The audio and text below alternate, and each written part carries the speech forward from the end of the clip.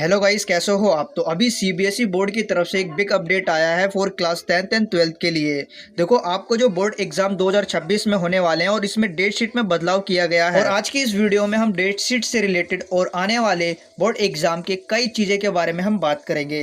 देखो, आप सभी स्टूडेंट्स को पता चल ही गया होगा कि आपकी डेट शीट में बदलाव किया गया है। यानी सीबीएसई बोर्ड की तरफ से एक नोटिस में लिखा गया है कि आपका जो एग्ज़ाम है वो चेंज करे गए हैं। और क्लास 10वीं जिनका 3 मार्च को एग्ज़ाम होना था वो अब 11 मार्च को कर दिया गया है। और क्लास 12वीं जिनका 3 मार्च को पेपर था अब वो 10 अप्रैल को कर दिया गया है। ये अब तक की सबसे लेटेस्ट अपडेट है जो कि आप सभी स्टूडेंट्स को पता चल ही गया होगा।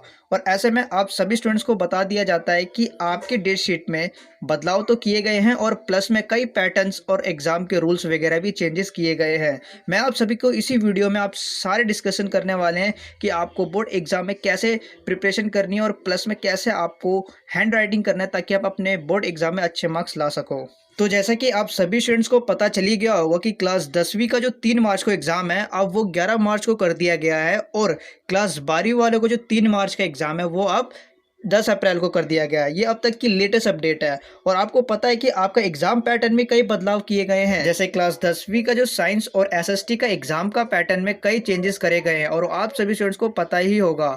और क्लास 12वीं में जो कई सिलेबस मैथ्स में रिड्यूस करे गए हैं और कई चीज़ें ऐड भी करे गए हैं, तो आप सभी स्टूडेंट को ये पता ही होगा। अब मैं आपको एक इम्पोर्टेंट चीज़ बताने वाला हूँ, जैसे कि आपका अब प्रैक्टिकल एग्जाम स्टार्ट हो चुके हैं, लगभग 1 जनवरी से 14 फरवरी तक चलेंगे।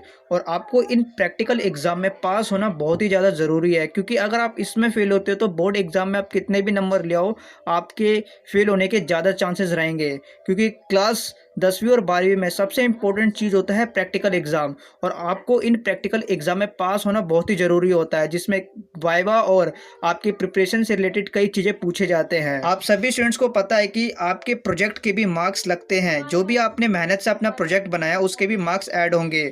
और आपको एक चीज़ और इम्पोर्टेंट चीज़ बता दूं, कम से कम आपके 75% अटेंडेंस होना बहुत ही ज़रूरी है, क्योंकि सीबीएसई बोर्ड भी कहता है कि आपके कम से कम 75% अटेंडेंस होने चाहिए, तभी आपको प्रैक्टिकल एंड वाइवा में बैठने दिया जाएगा। यानी आपको कम मार्क्स भी दिया जा सकता है कि आपके 75% से कम अटेंडेंस हो। तो मैं आप सभी स्टूडेंट्स को कहना चाहूँगा, अच्छे से पढ़ो, मेहनत करो, रेगुलर स्कूल जाओ, तभी आप अपने बोर्ड एग्जाम में अच्छे मार्क्स ला पाओगे। आखिरी और इम्पोर्टेंट बात, आप सभी स्टूडेंट्स को पता है कि आपके पास केवल अब 1 महीना बचा हुआ है, यानी जनवरी का पूरा टाइम।